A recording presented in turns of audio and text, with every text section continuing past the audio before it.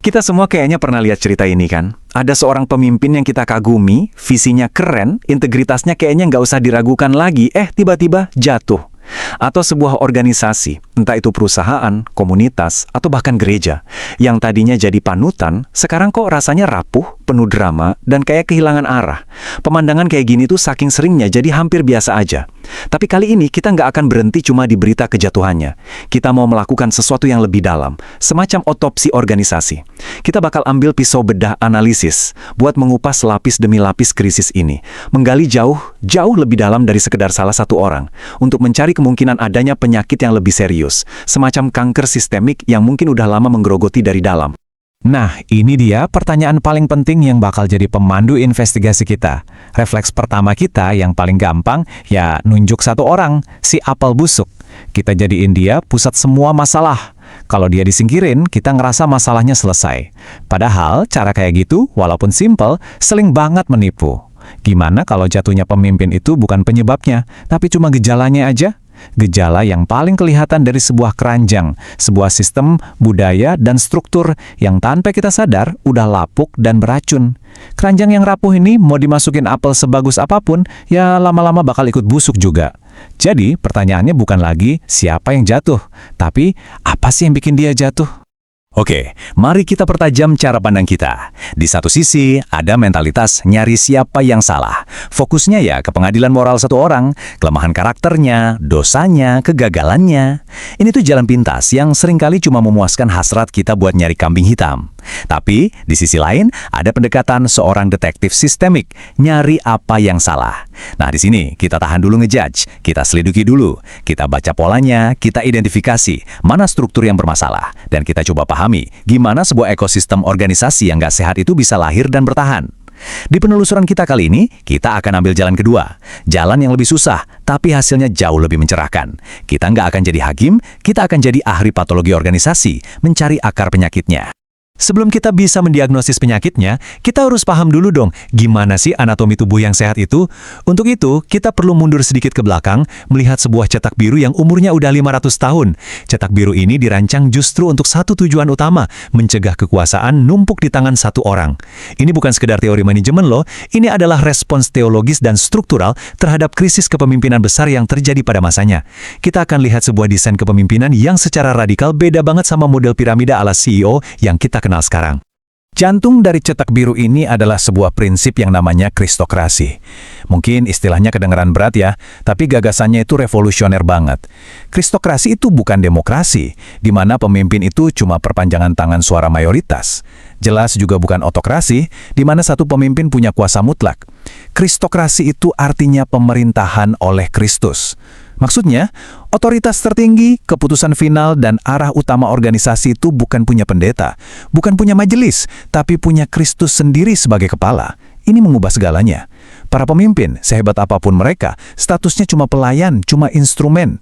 Tugas mereka bukan menyuarakan keinginan pribadi atau keinginan jemaat, tapi untuk terus-menerus mencari dan menaati kehendak sang kepala. Tanggung jawab mereka itu bukan ke bawah atau ke samping, tapi pertama dan terutama ke atas. Terus gimana caranya Kristus yang nggak kelihatan itu memerintah secara praktis? Nah, cetak biru ini yang dirumuskan oleh Johannes Calvin mengidentifikasi 4 fungsi pelayanan yang beda tapi setara, kayak 4 pilar yang menopang satu bangunan. Pertama, ada pendeta yang fokusnya ke nutrisi rohani, firman dan sakramen. Kedua, pengajar. Ini semacam penjaga gerbang intelektual, memastikan ajaran tetap murni dan relevan. Ketiga, penatua, yang tugasnya jadi gembala pengawas, menjaga kesehatan moral dan spiritual semua orang, termasuk para pemimpin lainnya. Dan keempat, diaken, ini tangan kasihnya gereja, yang memastikan gak ada yang terlupakan. Kunci utamanya di sini adalah kata setara, gak ada hierarki. Pendeta itu bukan bosnya penatua. Ini adalah sebuah tim kepemimpinan dengan spesialisasi yang beda-beda, yang dirancang untuk saling mengawasi dan saling melengkapi. Dan ini dia mekanisme pengaman utamanya. Kalau semua jabatan setara, siapa yang megang keputusan akhir? Jawabannya, nggak ada satu orang pun. Keputusan-keputusan penting itu diambil secara kolektif oleh sebuah dewan, majelis jemaat, di mana para pendeta dan penatua duduk bareng sebagai satu tim.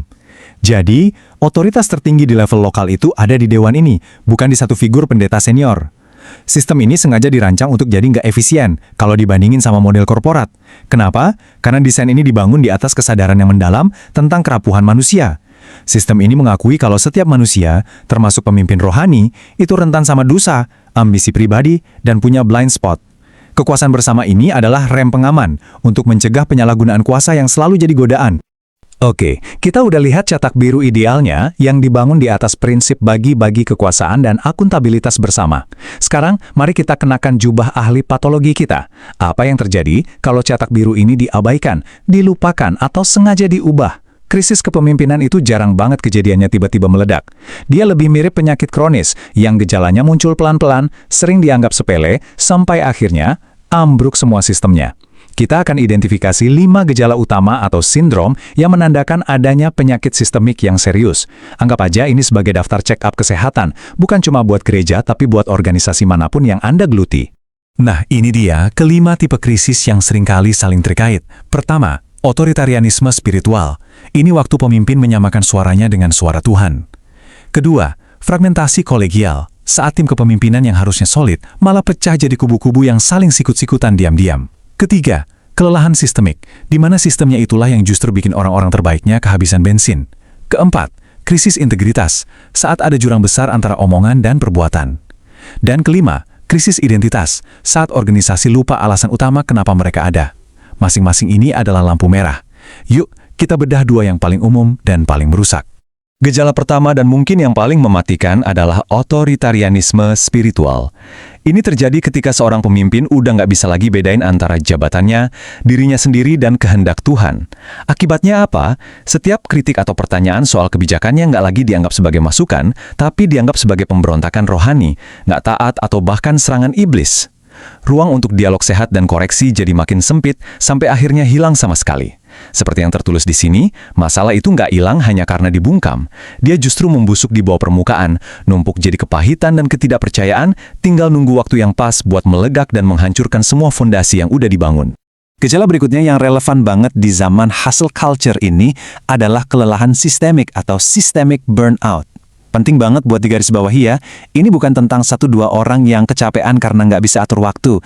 Ini adalah kondisi di mana sistem itu sendiri dengan struktur yang nggak jelas, tanggung jawab yang tumpang tindih, tuntutan administrasi yang nggak masuk akal, dan budaya yang memuja kesibukan seolah-olah memang dirancang untuk menghabiskan energi semua orang. Ketika kelelahan itu bukan lagi sebuah bug atau kesalahan, tapi udah jadi fitur dari budaya organisasi, maka masalahnya ada di desainnya. Hasilnya bisa ditebak, orang-orang yang paling berkomitmen dan semangat justru yang pertama kali tumbang atau cabut. Regenerasi kepemimpinan macet dan yang tersisa cuma mesin organisasi yang jalan pakai bahan bakar rutinitas tanpa jiwa. Sekarang kita perlu gali satu lapisan lebih dalam. Dari mana sih semua gejala organisasional ini akarnya?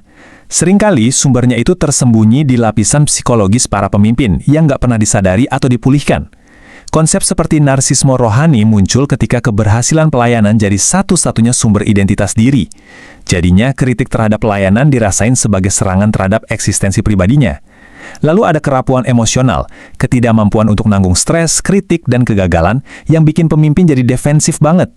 Dan untuk melindungi egonya yang rapuh itu, muncullah mekanisme pertahanan diri, kayak penyangkalan, denial, menganggap konflik itu cuma angin lalu, atau proyeksi, projection, yaitu ngelempar kesalahan atas kegagalan pribadi ke orang lain. Isu-isu psikologis inilah yang jadi racun diam-diam yang pelan-pelan menyebar dari satu orang ke seluruh struktur organisasi. Setelah melakukan diagnosis yang lumayan suram ini, pertanyaan selanjutnya adalah, ada harapan nggak? Ada obatnya nggak? Jawabannya, iya, ada.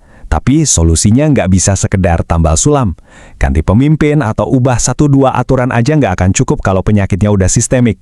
Kita butuh pendekatan yang holistik, sebuah model integratif yang menyembuhkan organisasi di 3 lapisan fundamentalnya secara bersamaan. Nah, ini dia model integratif 3 lingkaran yang jadi kunci pemulihan. Kesehatan organisasi yang sejati dan tahan lama itu cuma terjadi di titik temu ketiga lingkaran ini. Lingkaran pertama adalah kemurnian teologis, yaitu mengapa kita ada. Ini soal misi inti kita, DNA kita. Lingkaran kedua adalah kesehatan psikologis, yaitu siapa kita. Ini menyangkut kematangan emosi, kesadaran diri, dan kesehatan mental dari orang-orang di dalamnya, terutama para pemimpin. Dan lingkaran ketiga adalah integritas struktural, yaitu bagaimana kita bekerja. Ini soal tata kelola, aturan main, transparansi, dan akuntabilitas. Krisis itu meledak ketika salah satu lingkaran ini diabaikan. Misi yang hebat mengapa di tangan orang yang nggak sehat secara psikologis, siapa bakal jadi bencana. Orang-orang hebat siapa dalam sistem yang buruk, bagaimana pasti bakal burnout. Semuanya harus selaras. Biar lebih kebayang, coba kita lihat perbedaannya secara kontras. Organisasi yang sakit, yang lingkarannya nggak nyambung, itu biasanya ditandai oleh kekuasaan yang numpuk di satu orang. Pemimpin yang emosinya rapuh dan gampang meledak kalau dikritik, serta sistem yang tertutup dan penuh rahasia. Sebaliknya, organisasi yang sehat, yang ketiga lingkarannya nyambung, itu dibangun di atas fondasi kepemimpinan yang melayani, para pemimpin yang dewasa secara emosional, dan sistem yang transparan dan akuntabel. Perjalanan dari sakit menjadi sehat itu adalah sebuah proses sadar untuk menyelaraskan kembali mengapa kita ada, siapa kita sebagai manusia, dan bagaimana kita bekerja bersama. Tentu saja perubahan fundamental kayak gini nggak terjadi dalam semalam atau hanya dengan ikut sebuah seminar. Ini butuh peta jalan yang jelas, komitmen jangka panjang, dan yang paling penting, keberanian kolektif untuk menjalankannya. Bagian terakhir dari analisis kita akan fokus pada langkah-langkah praktis untuk membangun kembali organisasi yang sehat dan tangguh, serta pergeseran pola pikir yang dibutuhkan untuk memulai sebuah reformasi yang sejati. Ini dia, 4 pilar pembaruan yang harus dibangun secara bersamaan, bukan berurutan. Pertama, membentuk pemimpin yang sehat, bukan cuma secara spiritual, tapi juga mental dan emosional, lewat pembinaan, mentorship, dan bahkan konseling profesional yang rutin. Kedua, membangun tata kelola yang transparan, dengan laporan keuangan yang terbuka, audit independen, dan mekanisme akuntabilitas yang jelas buat semua level pimpinan.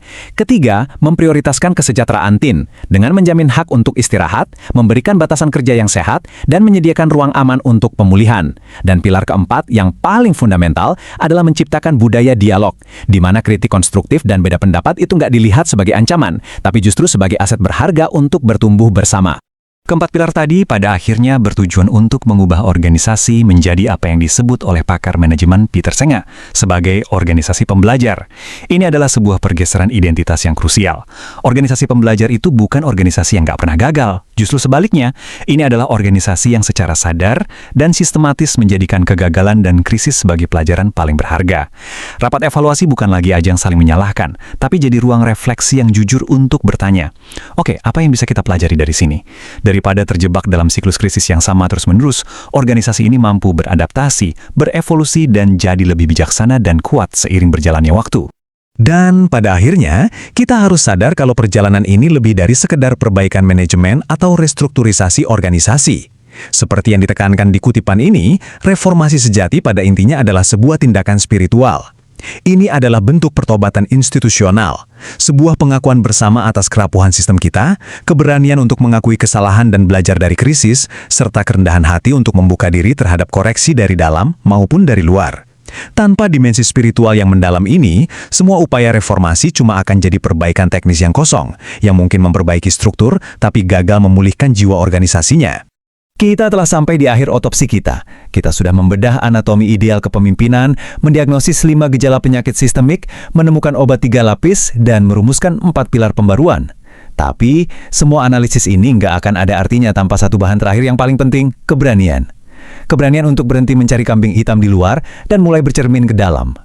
Jadi, pertanyaan terakhir ini bukan untuk saya jawab. Pertanyaan ini untuk kita semua bawa pulang dan renungkan dalam konteks kita masing-masing. Di kantor, di komunitas, di gereja, di keluarga, apakah kita sebagai sebuah tim cukup berani untuk melihat ke dalam cermin, mengakui kerapuhan kita, dan memulai perjalanan pembaruan yang sulit tapi sangat memulihkan itu? Jawabannya dari tangan kita.